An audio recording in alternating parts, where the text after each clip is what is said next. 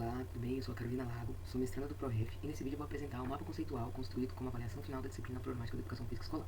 O objetivo desse trabalho foi organizar e interligar as principais dificuldades enfrentadas pelos professores de Educação Física na escola, a partir dos estudos realizados durante a disciplina e das contribuições dos autores que implantaram uma prática crítica e transformadora na área. Alguns conceitos importantes que valem a pena ser mencionados. O mapa conceitual ele é uma ferramenta gráfica que organiza as ideias e conceitos de forma hierárquica e relacional, favorecendo a aprendizagem significativa. A aprendizagem significativa ela ocorre quando os novos conteúdos se conectam a conhecimentos prévios de forma integrada e compreensível. Temas geradores e situações limites foram usados como eixos estruturantes para propor caminhos de superação dos desafios cotidianos vividos na escola. A seguir, eu vou apresentar para vocês cada um dos blocos temáticos que eu organizei no mapa conceitual, destacando suas conexões, causas e possíveis caminhos para a superação. Então, como eixo central, nós temos a problemática da educação física escolar e tudo que essa problemática envolve. Nós vamos começar com o primeiro bloco, que ele fala do abandono do trabalho docente, que nada mais é que uma condição em que o professor se afasta do compromisso pedagógico com a aula de educação física, muitas vezes deixando de intervir, de planejar, de inovar. Esse abandono, ele vai se manifestar de algumas formas. Então o abandono ele é bem envolvido com a questão das práticas tradicionais, com foco em esportes e rendimento, exclui os alunos menos habilidosos e são marcadas pelo Quarteto Fantástico. Então essas práticas tradicionais incluem o esportivismo, né, que foca em rendimento, na técnica e competição, o Quarteto Fantástico, né, que é o futebol, o vôlei, o handebol, o basquete, que são conteúdos quase sempre repetidos. E nós vamos também ter a inclusão da exclusão, né, os alunos menos habilidosos, interessados, são marginalizados da aula, e a ausência de reflexão. A prática ela não é problematizada nem conectada com a realidade dos estudantes. Além do mais, ela pode ocorrer pelo desinvestimento pedagógico, né, o rola-bola, que são aulas sem intervenção do docente, os alunos escolhem a atividade, o professor é passivo ou ausente. Exemplo típico do abandono. As aulas não têm intencionalidade pedagógica, o professor ele não intervém, os alunos escolhem livremente as atividades, com ausência de orientação e avaliação. Então, reflete a ausência de compromisso com o ensino. A falta de mediação do docente, né, que é a falta de intervenção do professor, ele não orienta, ele não avalia, ele não propõe, ele nada. A liberação da quadra, os alunos jogam livremente, sem critério pedagógico ou propósito, certo? A divisão por gênero estereotipada, os meninos jogam futebol, as meninas quando jogam é queimada ou ficam conversando, e aí dá aquele reforço nos papéis sociais. Afastamento físico e simbólico, né? O professor fora da quadra, o alheio à aula.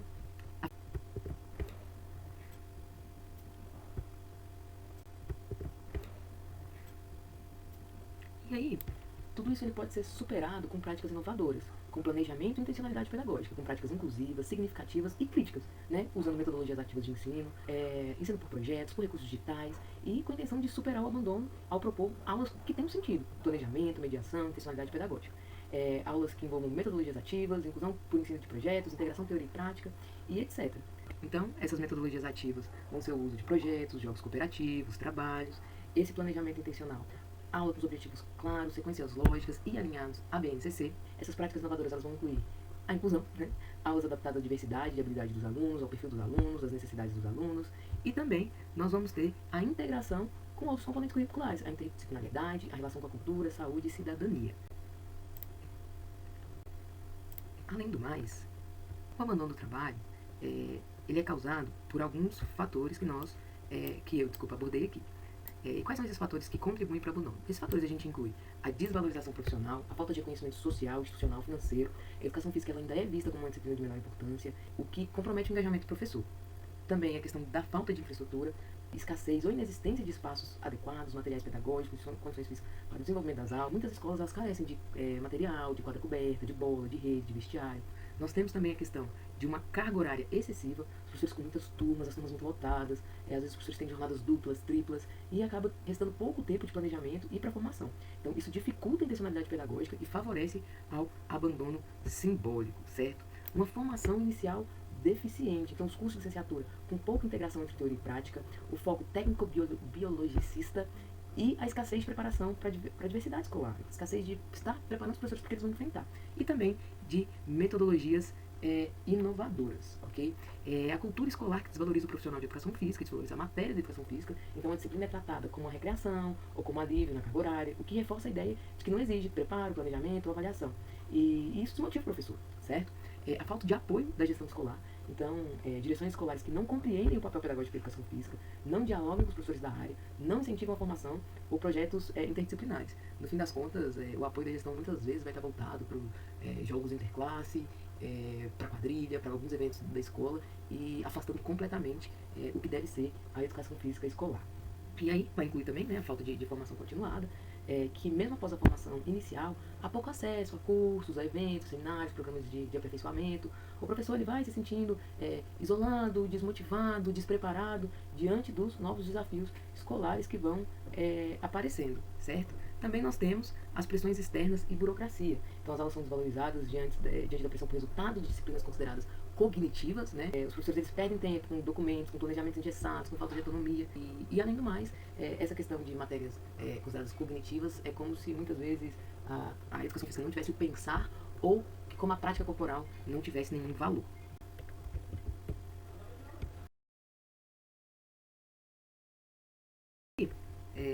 Então essa relação entre teoria e prática ela vai estar relacionada ao saber fazer, que refere-se ao domínio de técnicas motoras, habilidades físicas e execução dos movimentos corporais, representa a dimensão da prática da educação física tradicionalmente valorizada como objeto final das aulas. Então essa prática acaba sendo isolada, tende a reproduzir práticas repetitivas e sem reflexão crítica. Ela também está relacionada ao saber fazer, que diz respeito ao conhecimento que permite compreender o que se faz, por que se faz e o impacto disso no corpo, na saúde, na cultura, na sociedade. Então, esse saber fazer, ele envolve discussão, pesquisa, problematização e é o caminho para romper com o ensino mecânico e promover uma aprendizagem significativa. E ela é promovida pela integralização entre teoria e prática, e que vai buscar unir a vivência corporal com a reflexão crítica. Garante que os alunos não apenas façam, mas compreendam o sentido das práticas corporais. Pode ser realizado com projetos temáticos, com metodologias críticas, com aulas interdisciplinares. Baseia-se na concepção freiriana de educação como prática da liberdade. E aí nós vamos incluir aqui, né, as aulas interdisciplinares, estratégias pedagógicas que integram a educação física com outras áreas de conhecimento, como ciência, história, geografia, arte, português. E aí vamos promover uma reflexão crítica sobre o corpo, a saúde, a cultura, o movimento e ampliar o sentido da prática corporal. E vamos reforçar a aprendizagem significativa quando a gente vai relacionar esses conteúdos com a vivência social, com a vivência concreta. E metodologias críticas, que são abordagens pedagógicas que valorizam o diálogo, a problematização, a autonomia, a reflexão dos alunos. Superam um ensino técnico-reprodutivista e promovem críticas corporais com significado social, cultural e político. Inspiram-se em Paulo Freire, na pedagogia histórico-crítica e nos pressupostos da educação física cultural. E aqui, né, essa relação entre teoria e prática é dificultada por desafios dessa integração. Ela enfrenta barreiras como a fragmentação curricular, a formação do docente tecnicista, pouco tempo de aula, cobrança de rendimento físico, resistência dos próprios alunos, também resistência dos colegas de aula, dos colegas de trabalho, né, também dos colegas de outras áreas, exige uma postura crítica e suporte institucional. E isso inclui formação do docente de forma fragmentada, né? Então muitos cursos de licenciatura ainda separam a teoria e a prática, com excesso de conteúdos biomédicos e pouca preparação para a realidade escolar, para a diversidade escolar. Isso prejudica a construção de uma prática reflexiva e articulada com o cotidiano dos alunos. Inclui o tempo reduzido, aulas semanais curtas, com turmas grandes, espaços compartilhados, dificultam o aprofundamento teórico e a diversificação das práticas. Muitas vezes o tempo não permite planejamento nem coletivo e nem a consolidação dos conteúdos. E esse desafio também inclui a cultura da prática mecânica. Então, existe uma expectativa social e institucional da educação física para que ela sirva somente para movimentar o corpo, pensar os alunos ou controlar a disciplina. Isso reforça práticas automatizadas que impedem a reflexão crítica e reproduz o rola-bola. E aí, dando continuidade, né, as problemáticas da educação física, ela envolve aspectos legais, né? Então,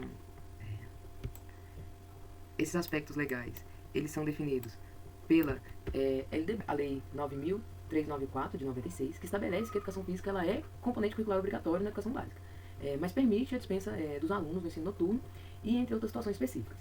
Reforça a necessidade de integração da educação física ao projeto pedagógico da escola, tá? E aí, né, a LDB ela vai incluir um currículo obrigatório, né? A educação física integra a formação integral dos estudantes, devendo ser garantida a todos. Sua obrigatoriedade reafirma o seu caráter educativo, né? Ela inclui a facultatividade no ensino noturno. Então, a LDB ela autoriza a dispensa dos estudantes noturnos, muitas vezes adultos, trabalhadores, o que pode fragilizar a disciplina e também deixar a disciplina mal interpretada, né? Ela inclui a integração com o projeto pedagógico da escola. Então, a educação física deve dialogar com os objetivos pedagógicos da escola como um todo.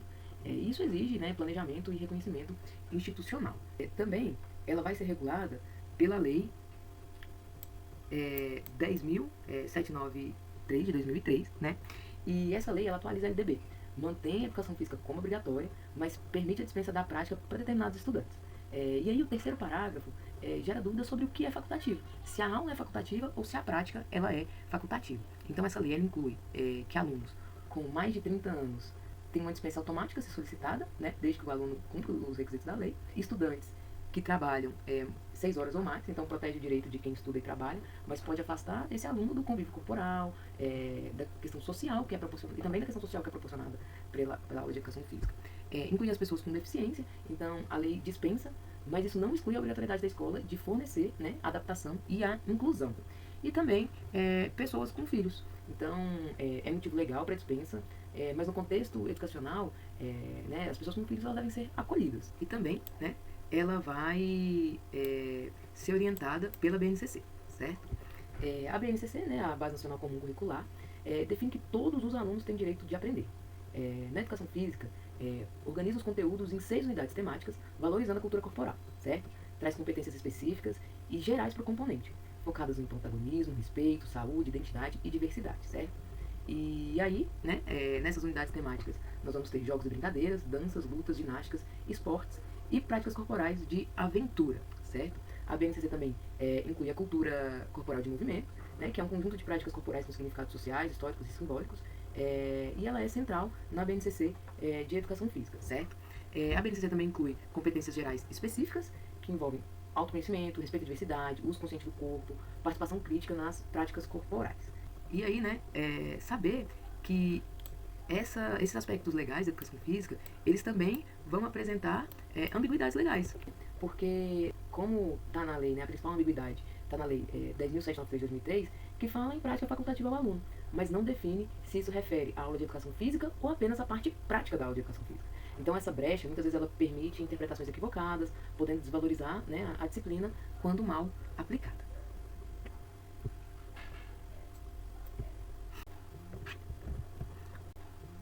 E aí, dando continuidade, uma outra problemática, né, que a educação escolar ela tem, envolve, né, a indisciplina e o afastamento dos estudantes. Mesmo a educação física sendo uma das matérias preferidas dos alunos, ela enfrenta, né, desafios como desinteresse, indisciplina, evasão. E esses fenômenos refletem, né, em questões legais, em questões pedagógicas, culturais, emocionais, e muitas vezes agravadas por aulas repetitivas, né, com práticas pedagógicas que são excludentes.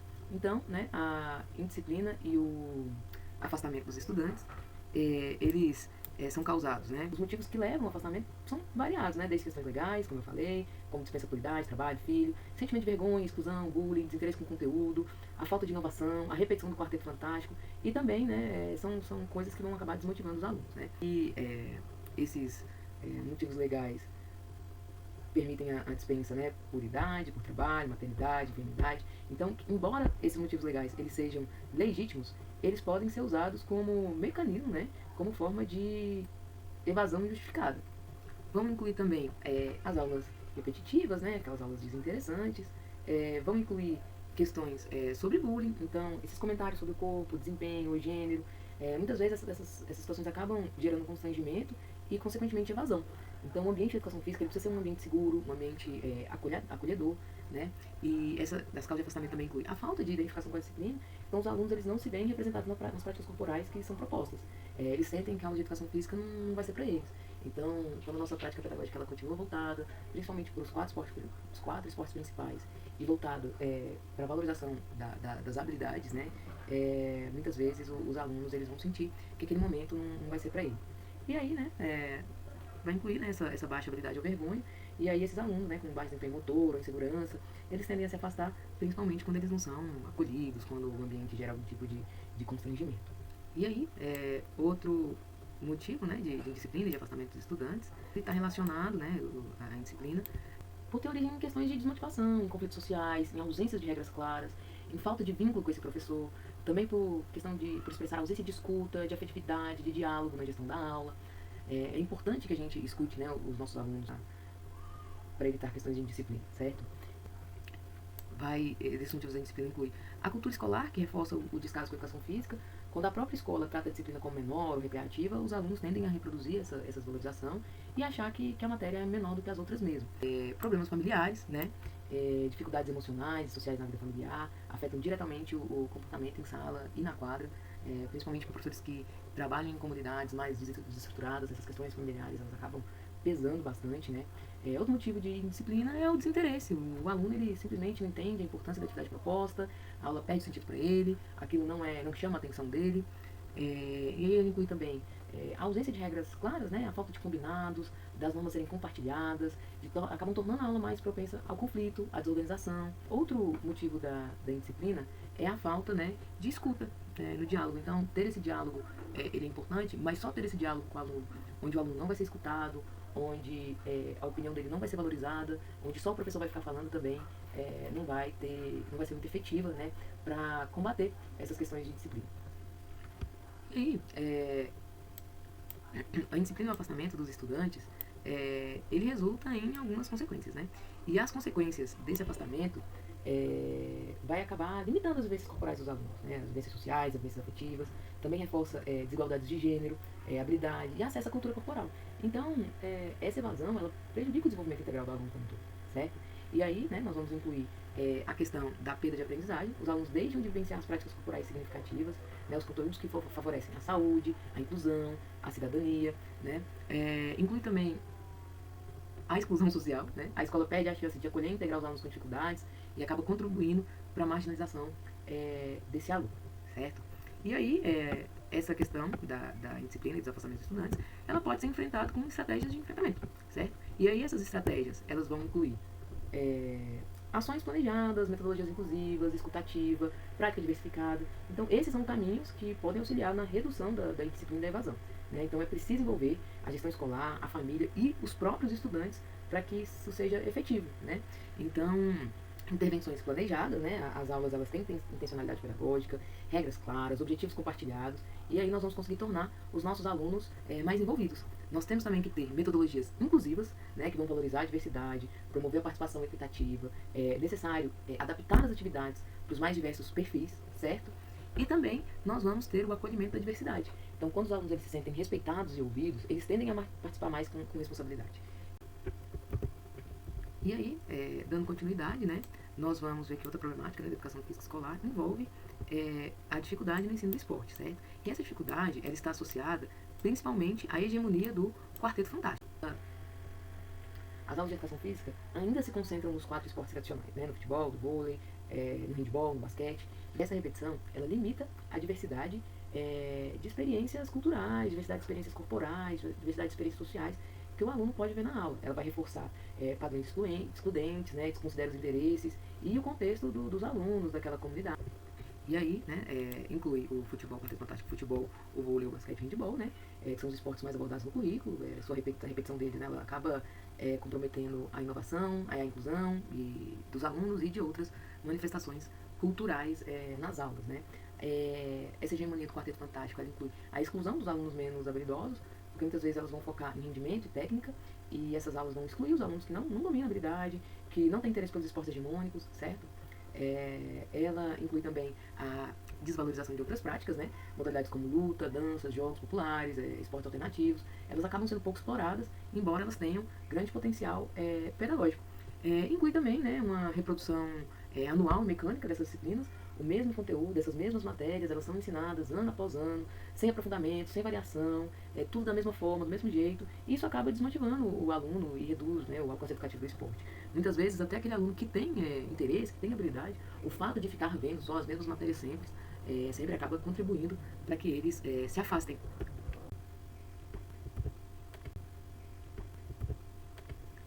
E aí, essa dificuldade, né, no ensino do esporte, ela vai poder ser superada com propostas pedagógicas alternativas. São diferentes abordagens que propõem uma ruptura, né, com a lógica do treino, da competição, né, que promovem um ensino mais humano, participativo, reflexivo e inclusivo do esporte, né?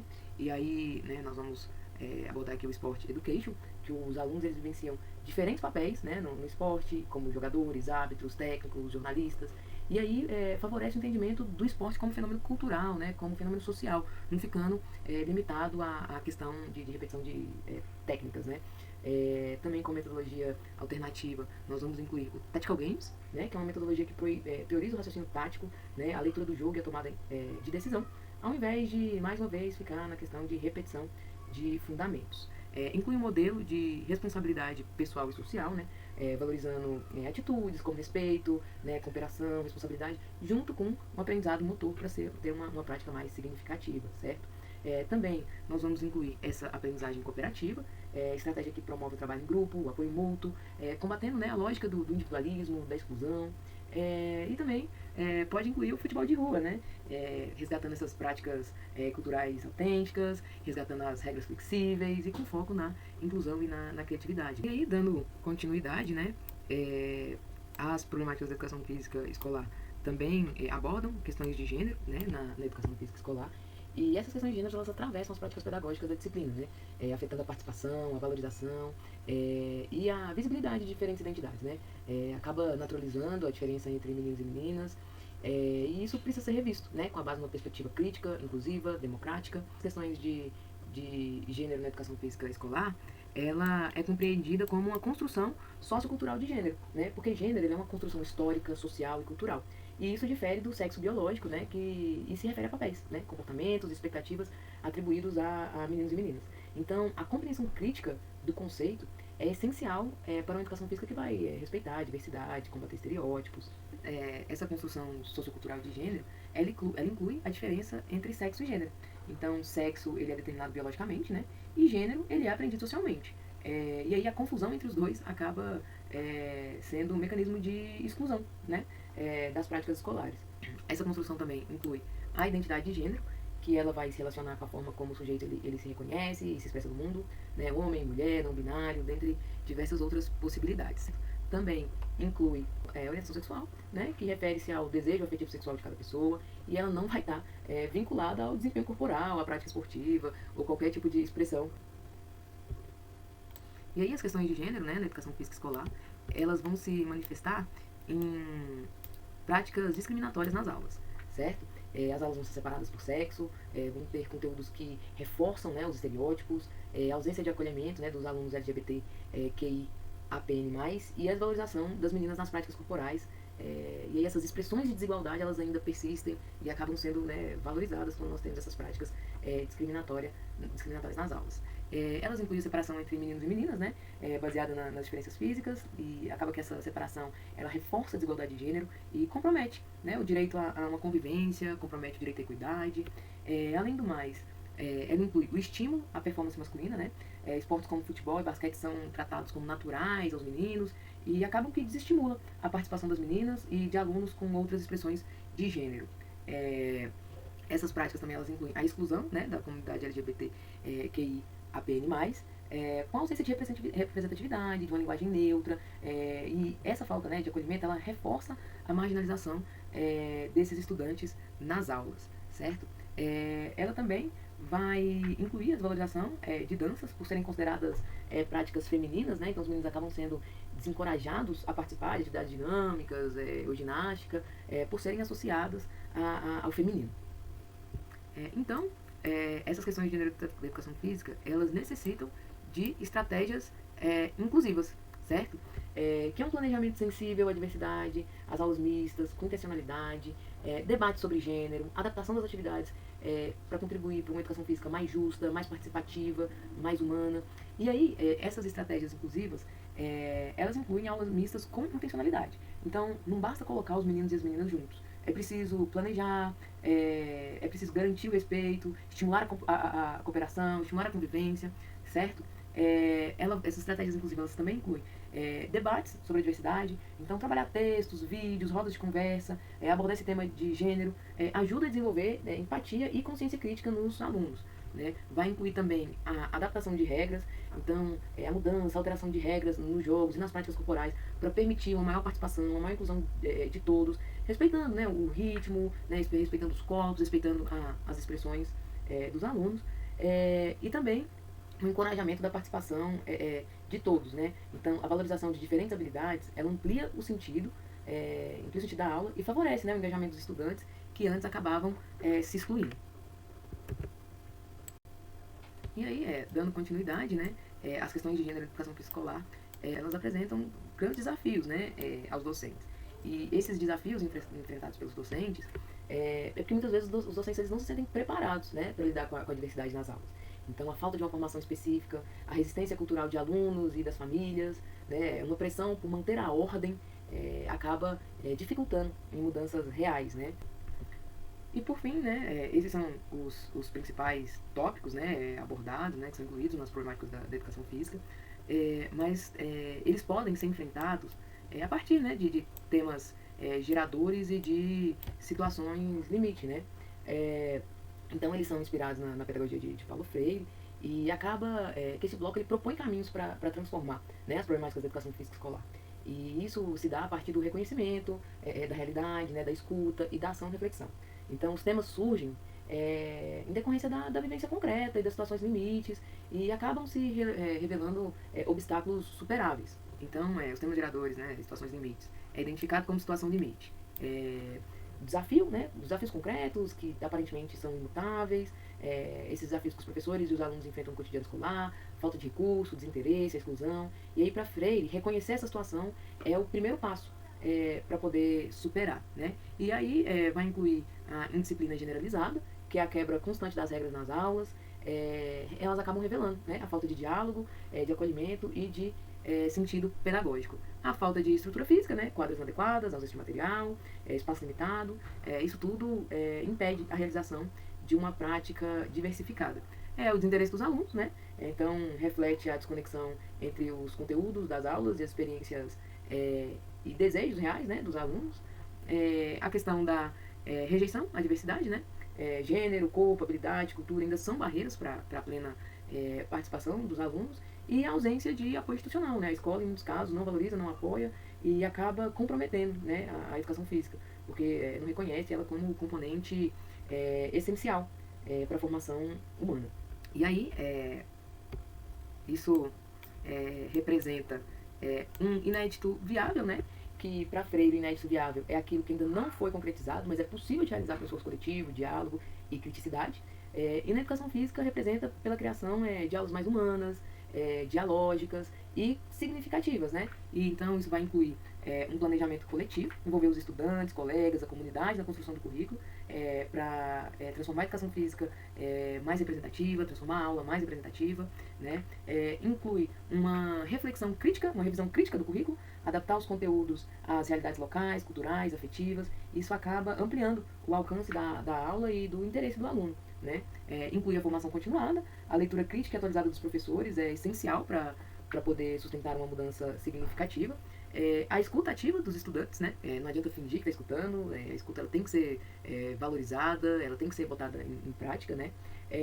Aulas contextualizadas e democráticas, que também vai vir a partir dessa escuta ativa dos estudantes, né? Então a gente vai conseguir ter uma aula mais de acordo com o contexto, com a vivência. E aí, dando continuidade, né? Esses temas geradores, eles são construídos, né? São temas que emergem das vivências concretas dos sujeitos da escola, né? Que elas revelam contradições, revelam conflitos, revelam desejos, permite que o conhecimento escolar se conecte com a vida, né? Despertando sentido na aprendizagem.